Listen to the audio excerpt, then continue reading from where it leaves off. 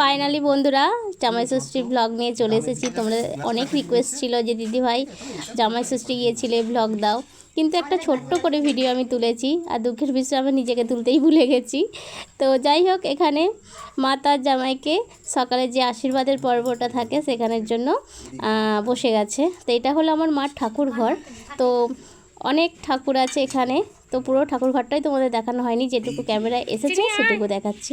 তো এখানে তার জামাইকে, তার একটি মাত্র জামাইকে বরণ করছে, মানে আশীর্বাদ করছে। তো পাশে বসে আছে কঙ্কনা, আর আমি ভিডিওটা তুলছি।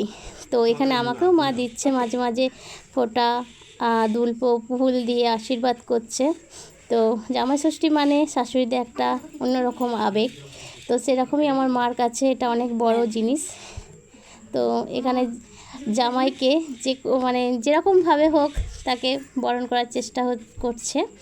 তো কিছু সামান্য খাওয়া দাওয়ার ছিল, কারণ জামাই আগে থাকতেই মাকে বারণ করেছে বেশি আয়োজন করবে না, কারণ ও বেশি কিছু খায়ও না, মিষ্টির মধ্যে মিষ্টিটাই পছন্দ করে, আর ফল টলও খুব একটা ভালোবাসে না।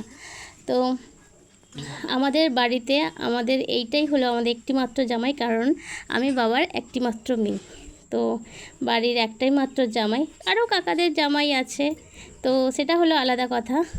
তো দুপুরের খাওয়া দাওয়া পর্বগুলো সবই এলাই ব্যাপার ছিল।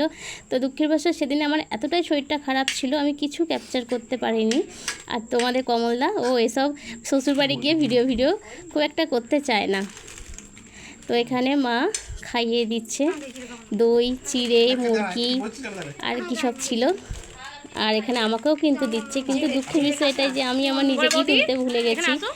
10টা নাগাদ আমরা আমার বাবার বাড়ি পৌঁছে গিয়েছিলাম। আর এখানে মিষ্টির থালাটা দেখছো, জানো কি এটা আমাদের জাতীয় পতাকার রং, খুব গর্বের সাথে আমি বলতে পারি। তো এখানে কঙ্কনাও খেয়ে নিচ্ছে, ও জামাই ষষ্ঠীর অর্ধেক ভাগ বসাচ্ছে। তো আমার দুটো দাদা আছে, আর আমি আমার বাবার একটি মাত্র মেয়ে।